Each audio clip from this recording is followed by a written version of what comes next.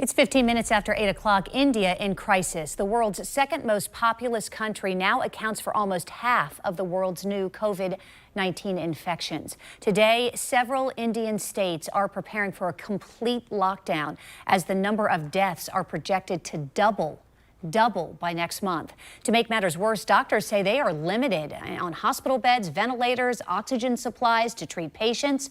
Joining me live this morning is Dr. Shilpa Amin, director of Park West Emergency Room and also president of the Indo-American Medical Society here in Jacksonville. Doctor, thanks for being with us.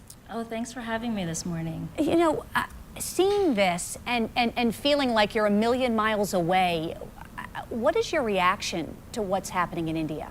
It's heartbreaking. I've been taking care of COVID patients since the pandemic started, and I can't imagine not having the resources that I would need to take care of my patients.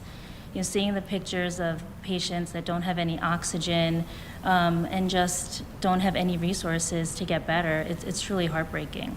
And I think you touch on an important point. I've not visited India, and many of our viewers may be in the same situation. Could you explain, I mean, is this an issue of not having enough trained doctors, or is this just sheerly an issue of not having enough of the supplies needed to treat everyone because there are so many?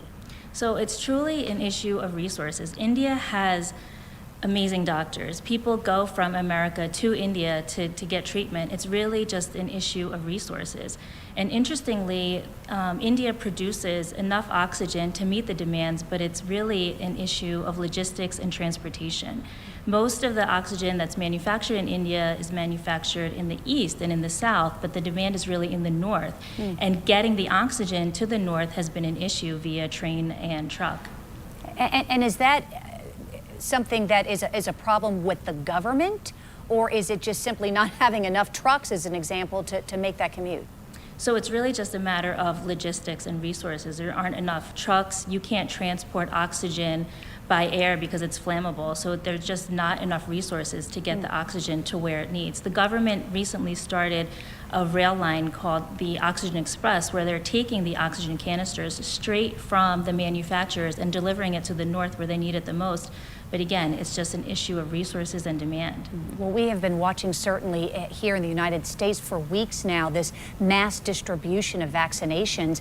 We know that India is the home of the world's biggest producer of COVID vaccines, AstraZeneca at least. So why are only 2%, do you think, of more than 1.3 billion people who live there vaccinated? Again, it's a problem of logistics.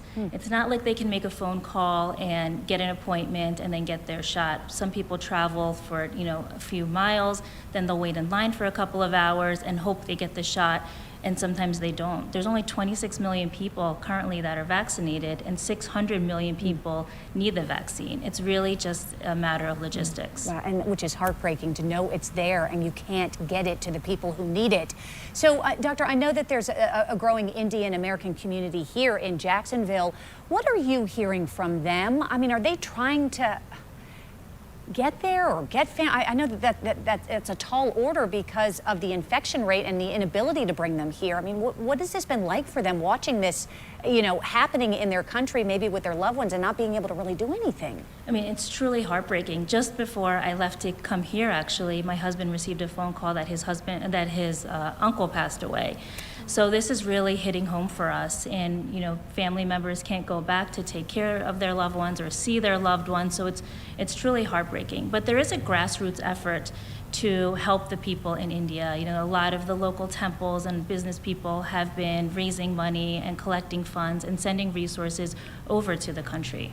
I'm so sorry to hear about the loss of your husband's uncle. Please give your family my regards. I'm so sorry for that.